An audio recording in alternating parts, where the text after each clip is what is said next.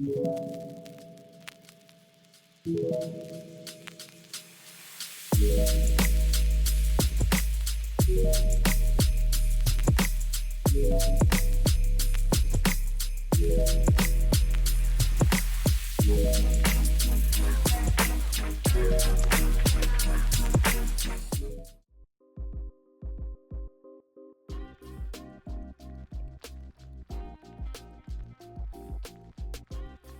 what's up? This is Daniel Jeans, also known as Eccentric Danny, or Danny for short.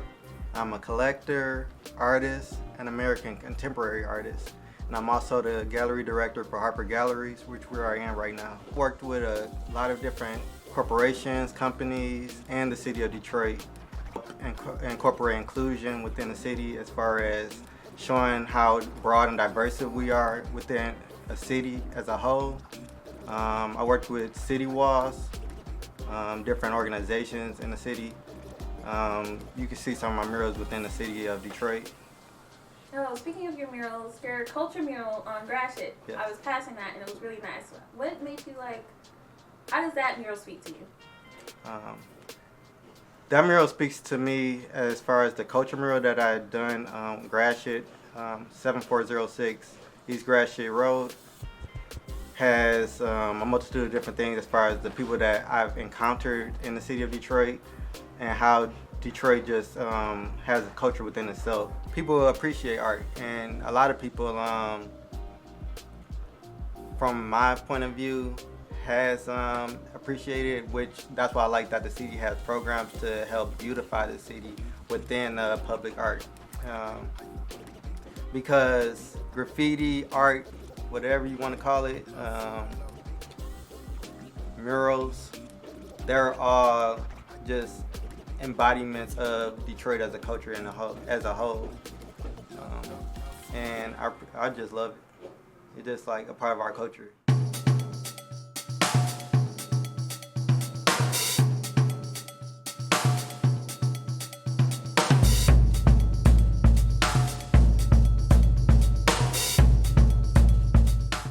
I segued into art because I founded a group. I used to work for a family here in Detroit, and I helped them build their art collection as an art advisor to the collection and curator to the collection. And it's a world-class collection that's been displayed at the DIA and several museums. But in working for that family, I ended up having met another client, and he was retired from his job, and we joined together.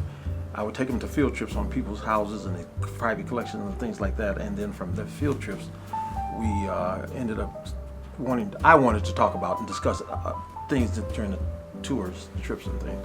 And as a result of that, we met on Mondays after the holidays, after the weekends. And we would discuss what we saw over the weekend and discuss different areas of the fine arts. As a result of that, he and I meeting, in 2009, we started a group, and we didn't start it intentionally. It happened, it just happened. Mm-hmm. And it's called the Detroit Fine Arts Breakfast Club.